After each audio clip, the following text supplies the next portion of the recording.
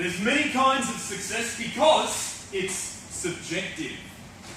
To a 48-year-old single mum, it might be putting food on the table every night.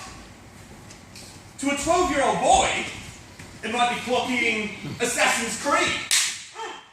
To my father, Bernie, it is the absolute attention and devotion of his congregation. Our Father, who art in heaven, forgive us our trespasses. Lead us not into temptation. Forgive us our sins. Blah, blah, blah, blah, blah, blah. You know what I'm hearing? Forgive us for being who we are. Fuck that. I say, go head first into temptation. Fuck being led. Don't seek forgiveness. Seek success. Trespass as much as it takes, and do not be afraid of success ever. Say it with me. Success. Come on, let's blow the lid off this place. Success. Nearly there. One last time for your mums. Success. That's better. Do whatever it takes to succeed.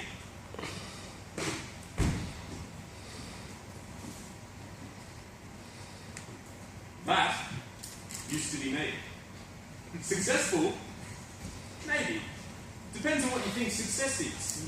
I don't think I changed lives, but I gave people the tools they needed, which is what Dad did. Except he didn't charge $1,200 for it.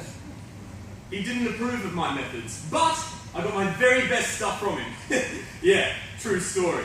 You know, when he got angry, I was always John Anthony Barrett, but when we jostled, I was Cockshaw, Tony Rockshaw.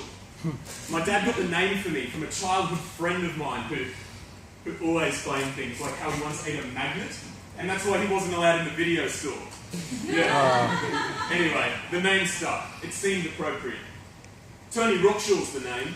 Self-improvement isn't a game. That was my line. Oh yeah. Being a rising rock star of aggressive self-development is no cakewalk, and I was so close to the big leagues. I could smell the spray tan. Say it with me. Success. Yeah. But the closer I got, the harder I pushed, and the more I cracked. Soon enough, I stopped doing day-to-day things like, eat real food, because I was always between the next big thing. I started to get heart palpitations, so I jammed rigorous exercise into my schedule. Suddenly, I'm hardly eating, running 20 Ks a day, sleeping 4 hours a night. I think I'm invincible! Was I pale? Fake tan. Bloodshot eyes? Eye drops. Hair falling out? Minoxidil. Bleeding gums? Vitamin K. Exhaustion? Jack Daniels. Anxiety? Coke. Erectile dysfunction? Coke. Memory loss? Coke. Memory loss? Coke. Display some fucking success! Or die. Like the rest. Like Dad. Quietly guiding his people. He did good. I was good. He moved a crowd. I worked a crowd. He claims he raised a boy. I erased that boy.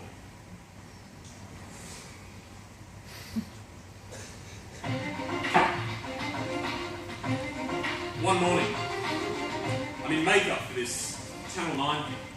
I can hear you guys, Sebastian, warming up down the hall, and my PA is running circles around me. For the minute, Tony, a cute makeup artist is taking the shine off my forehead. My agent is chatting up Carl Stepanovic, who's having his hair sprayed on. Malcolm Turnbull is eating a pickle in the chair next to mine, and my dad's on the phone. Hallelujah. I've seen your servant, John Anthony, and I worry for your soul, John Anthony. He's worried we won't catch up in the afterlife. 5 minutes, Tony. Dad, I don't see you now.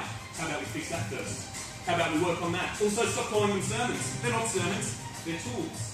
Tools to help you, I don't want to speak to Tony Rockshaw, I want to speak to my son, John Anthony, he yells. And my PA's in the other ear saying, I shouldn't eat granola bars for the cruton steak because they've got palm oil. And 4 minutes, and Guy Sebastian can't quite get to pitch, and I shout, you have plenty of children, Dad!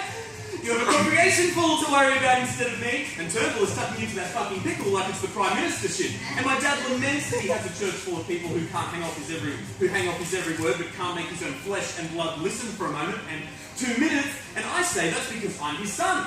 Because I am my father's son. And he says that I am not. And that he doesn't know who I am anymore. Or who this Tony Rockshaw is. And then I hear his voice crack. Guy Sebastian's voice, not Dad's.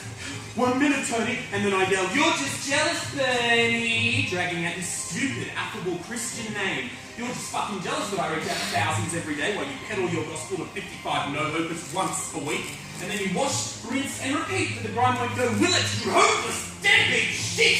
And you won't know if you made a difference to their eternal souls until you're fucking dead. Until you're fucking dead. And then I hear, "You'll need a look step right now, Tony," as I take the smartphone that was given to me by a D4C who loved my self-help CD series. It's not me, it's you. And I smash it into my mirror, screaming, "Tony is busy in makeup!" Your phone sticks in the broken glass, and then Tony Rockshaw's looking back at me from the shards. He's orange with chalk for teeth, eyes like rolling marbles, and a raggedy red fist. "Tony, you're on!" I get close to the mirror, and my agent whispers, "Is this a more aggressive self-help strategy? Because dial X back." And then the makeup artist is trying to calm me down, and then the PA shouts, "Put the palm oil in it." Then I notice that the little red lines in Tony's irises are moving, like tiny little red worms trying to get out of his head. So I start pulling at them. I start pulling at his eyes, trying to rip the little worms out, right out of Tony's skull, and someone tries to tell me that it's just bleeding! Don't ever try to rip out your eyes. I can't recommend it. And definitely not in a building filled with cameras and journalists. Being coked to the eyeballs at 6 a.m, bashing the shit out of a cute 24-year-old makeup artist who was just trying to help. Yeah. Tony Rockshaw came tumbling down like Humpty Dumpty. And I don't know exactly what it was that killed my father, but I know his heart gave in. I wasn't a bad guy. I really wasn't. I was due for sentencing on a Wednesday. Assault, battery, drugs, trail of trampled souls, broken trust, and terminated pregnancies. I finally saw myself through Bernie's eyes, and I saw that it was not good. I spent my last hours of freedom in Bernie Barrett's pulpit. Who stands on your soil, Father?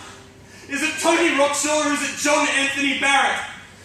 Our Father, who art in heaven. I started mimicking him. I tried to laugh, but I couldn't. It stuck. Hallowed be thy name, thy kingdom come. I started feeling sick. Oh, thy will be done. Like bile in my throat, all coming out. Oh, give us this day our daily bread. Every shitty thing I've done. All money I took. All lives I broke. I was spewing it out. And lead us not into temptation, but deliver us from evil. But in my pocket I felt it stinging, whispering that there was only one decent thing left to do. Let the Lord be my judge, for thine is the kingdom, the power, and the glory forever and ever.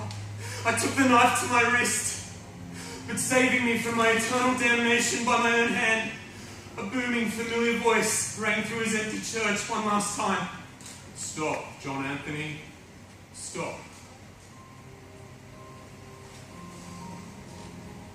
Success is subjective. It might be confessing your sins before a country. It might be accepting a decade in prison instead of damnation. It might just be us, this room, accepting ourselves, damages and all, and burying our Tony Rockshaws once and for all. We'll be taking collection